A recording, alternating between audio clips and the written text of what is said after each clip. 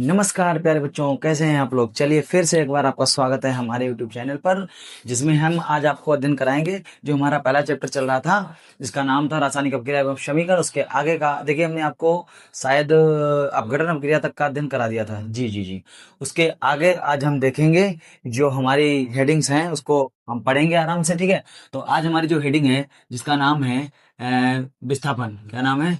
विस्थापन। विस्थापन विस्थापन अपक्रिया। ठीक है, जिसका नाम क्या है? विस्थापन अपक्रिया। देखिए, विस्थापन अपक्रिया क्या होती है। विस्थापन अपक्रिया जो है वो अपक्रिया होती है, लेकिन विस्थापन अपक्रिया पेपर में नहीं आएगी, और ना ही विस्थापन अपक्रिया की एग्जाम्पल जो है आएंगे। केवल विस्थापन अपक्रिया के प्रकार आपको पढ़ने हैं। क्या पढ़ने हैं?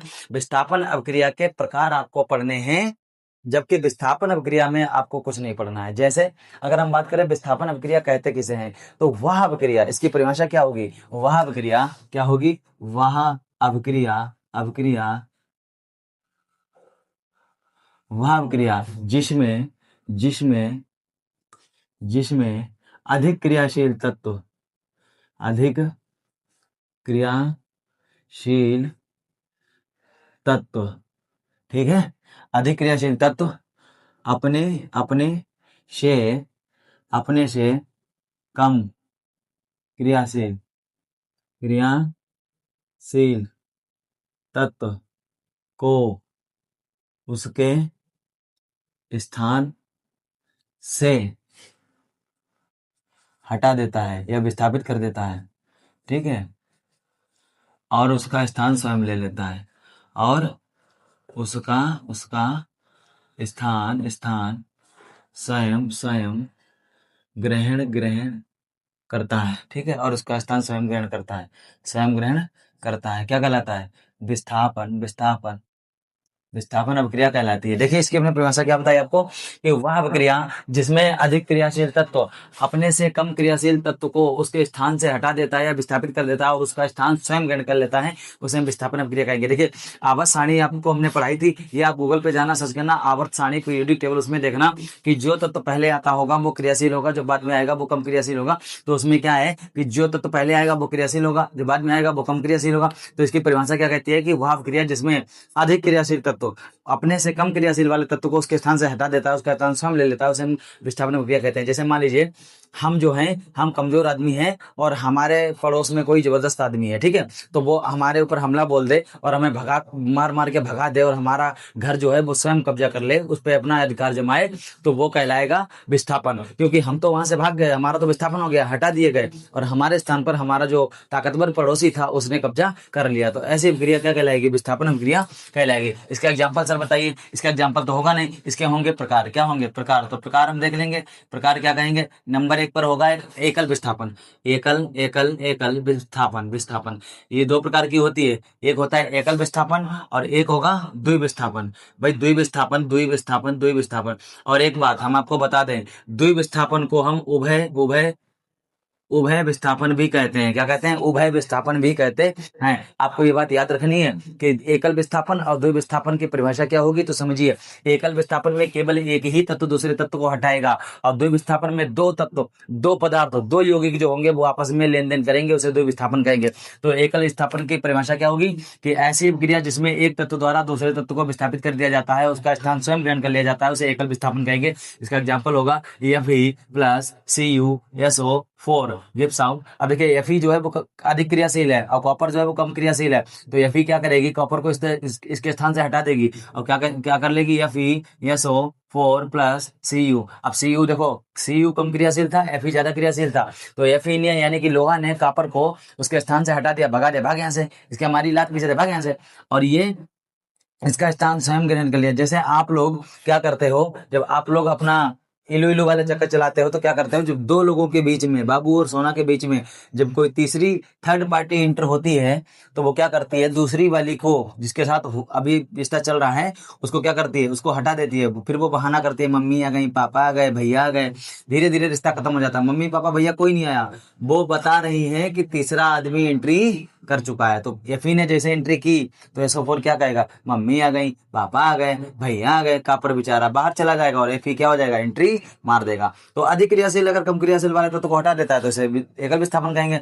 द्वि विस्थापन में परिभाषा क्या होगी? द्वि विस्थापन की परिभाषा आप लिखो, जिसमें जिसमें जिसमें जिसमें वह क्रिया जिसमें जिसमें अभिकारक यौगिक अभिकारक यौगिकों के आयनों अथवा अथवा अथवा अथवा कैसे लिख दिया, अथवा आयनों अथवा मूलकों के परस्पर विनिमय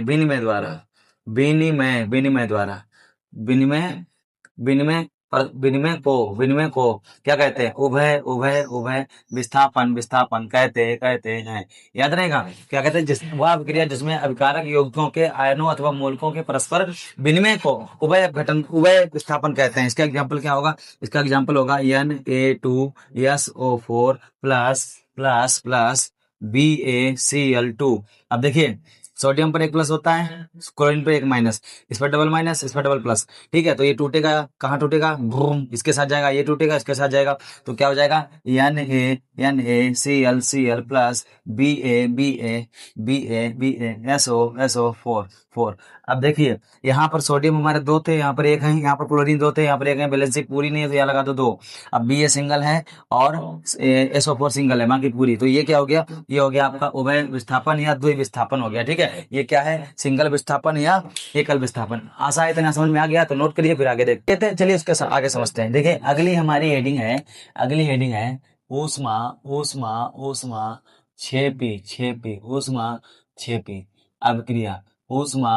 क्षेपी अभिक्रिया।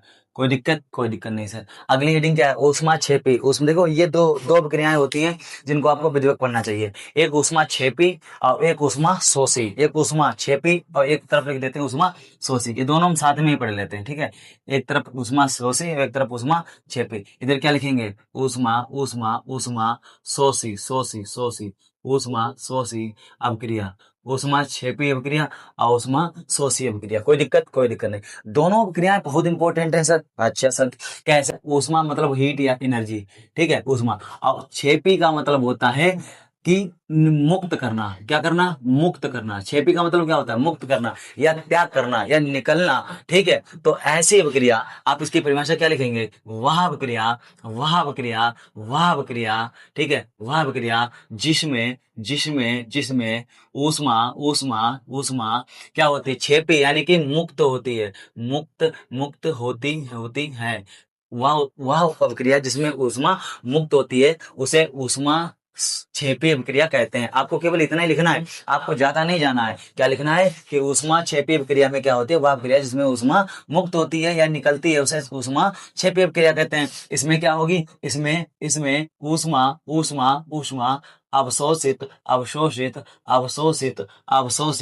की जाती है। इसमें क्या होगा? इसमें ऊष्मा अवशोषित की जाती है। देखिए, वह अभिक्रिया जिसमें ऊष्मा अवशोषित की जाती है या वह अभिक्रिया जिसमें ऊष्मा का अवशोषण होता है उसे ऊष्मा शोषी कहते हैं। आपको जो मन लगे, जो अच्छा लगे वो करिए, वो लिखिए। इसमें क्या होगा? कि वह अभिक्रिया जिसमें ऊष्मा मुक्त होती है और वह अभिक्रिया जिसमें ऊष्मा अवशोषित होती है, वह अभिक्रिया जिसमें ऊष्मा का अवशोषण होता है उसे ऊष्मा शोषी और ऊष्मा क्षेपी अभिक्रिया कहते हैं। सर, इसके एग्जाम्पल बताइए। अगर एग्जाम्पल की बात करेंगे तो इसका एग्जाम्पल क्या होगा? इसका एग्जाम्पल होगा कार्बन प्लस O2। तो क्या हो जाएगा? कार्बन डाइऑक्साइड और प्लस, इनके बीच में प्लस का निशान रहेगा, उसके बीच में माइनस का निशान रहेगा। प्लस 94.0 किलो कैलोरी ऊर्जा जो है वो मुक्त होगी। कितनी? 94.0 किलो कैलोरी ऊर्जा मुक्त होगी। इनके बीच कितनी ऊर्जा मुक्त होगी? 94.0 किलो कैलोरी ऊर्जा मुक्त होगी। ये इसका एग्जांपल था। अब अगर इसका एग्जांपल देखें तो इसका एग्जांपल होगा N2 plus O2 we gives out 2NO और माइनस 45 किलो कैलोरी ऊर्जा जो है वो उसका अवशोषण किया जाएगा। क्या किया जाएगा? अवशोषण। और इसमें क्या किया जाएगा? इसमें ऊर्जा जो है वो मुक्त होगी और उसमें उस ऊर्जा का अवशोषण किया जाएगा। तो ये आपकी थी ऊष्माशोषी तथा ऊष्माक्षेपी अभिक्रियाएं, जिसमें आपको ज्यादा कुछ नहीं करना है, बस इतना सा याद रखना है कि ऊष्माशोषी ऊष्माक्षेपी किसे कहते हैं। क्षेपी में क्या होगा? ऊर्जा मुक्त होगी और शोषी में क्या होगा? ऊर्जा ग्रहण किया जाएगा। ठीक है, इतना ही अंतर है। उसका एग्जांपल C+O2 बराबर CO2 equal two plus 94 kilo calorie ऊर्जा जो है वो मुक्त होगी। इसमें क्या होगा? N2+O2 बराबर 2NO और उसमें जो है माइनस के 45 किलो कैलोरी ऊर्जा जो है वो आपकी ग्रहण की जाएगी। तो आशा करते हैं इतना आपको समझ में आ ही गया होगा। चलिए आगे देखते हैं, उसके आगे समझ लेते हैं। देखिए अगली हेडिंग है हमारी संचारण। क्या है? संचारण। संचारण किसे कहते हैं? देखिए संचारण और विकृत गणिता दो हेडिंग्स हमारी और बची हैं, आप उनका भी अध्ययन करिए। उसके बाद में चैप्टर हमारा समाप्त हो जाएगा, उसके बाद में हम नेक्स्ट चैप्टर आपको प्रोवाइड करा देंगे। तो संचारण की हम आपको परिभाषा नहीं देंगे, ना ही विकृत गणिता की परिभाषा देंगे, हम बताएंगे आप लिख लेंगे। लेकिन संचारण क्या कहता है कि कोई भी धातु हो या कोई भी पदार्थ हो, अगर वो ऑक्सीजन और नमी के संपर्क में जाएगा तो वो धीरे धीरे नष्ट हो जाएगा, उसे हम संचारण कहेंगे। जैसे लोहे की चादर होती है या लोहे की सीट होती है, वो नमी और ऑक्सीजन के संपर्क में जब जाती है तो उसमें जंग लग जाती है। क्या लग जाती है? जंग। और फिर धीरे धीरे वो जो चादर है या जो सीट है वो नष्ट हो जाती है, उसे हम वो संचारण कहेंगे। तो संचारण की परिभाषा आप अपने दिमाग से लिख सकते हो, लिख सकते हैं सर। क्या लिखोगे? कि कोई भी धातु ऑक्सीजन तथा नमी के संपर्क में जाने पर वो धीरे धीरे नष्ट होने लगती है, उसे हम संचारण कहते हैं। क्या परिभाषा बताई हमने? कोई भी धातु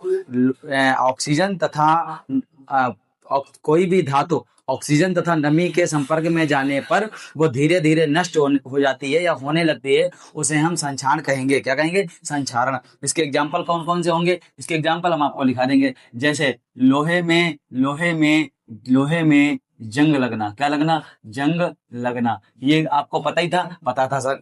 लोहे की जो चादर होती है वो धातु की होती है, लोहा धातु होता है, और लोहे की जो चादर है या जो सीट है या लोहा है वो धातु है। अब वो जो ऑक्सीजन और नमी के संपर्क में जाएगा तो उस पर क्या हो जाएगा? नमी और ऑक्सीजन के कारण वो धीरे धीरे नष्ट हो जाएगा, इसे हम संचारण कहेंगे। दूसरा चांदी के आभूषणों चांदी के जो आभूषण होते हैं, ठीक है, पहनने वाले चांदी के आभूषणों पर काली परत का जमना। कैसा जमना? काली परत का जमना। ठीक है, काली परत का जमना। चांदी के जो आभूषण होते हैं उन पर काली परत का जमना, ये क्या कहलाता है? ये कहलाता है आपका संचारण। देखिए लोहे की सीट पर जब जंग लग जाएगी तो वो धीरे धीरे नष्ट हो जाएगी, और चांदी के आभूषण पर जब काली परत जम जाएगी तो वो धीरे धीरे नष्ट हो जाएगी। तो ये हमारी कहलाती है संचारण। अगली है विकृत गंधिता। ये भी हेडिंग है। ये हेडिंग क्या कहती है? विकृत गंधिता क्या कहती है? विकृत गंधिता की परिभाषा होती है कि भोजन या खाद्य पदार्थ को खुला छोड़ देने पर वो ऑक्सीजन या नमी से धीरे धीरे संपर्क करके और धीरे धीरे नष्ट हो जाते हैं या बदबू छोड़ने लगते हैं या गंध छोड़ने लगते हैं, उसे हम विकृत गंधिता कहते हैं।